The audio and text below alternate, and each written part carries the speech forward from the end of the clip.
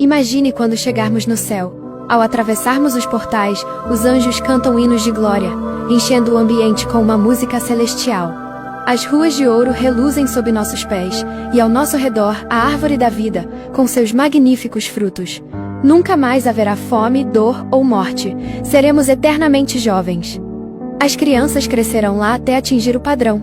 O céu será um lugar de aprendizagem infinito. Estudaremos o mistério da criação e do amor de Deus. Nossos corpos serão perfeitos, sem cansaço ou doença. Passaremos 1000 anos lá. Depois desceremos juntos na Nova Jerusalém, e a nova terra será nosso eterno lar. Viveremos em harmonia com os animais, que serão mansos e pacíficos. Trabalharemos sim, mas de forma agradável, sem fadiga, construindo casas e plantando vinhas, explorando as maravilhas da criação. Deus habitará entre nós. Você deseja estar na eternidade?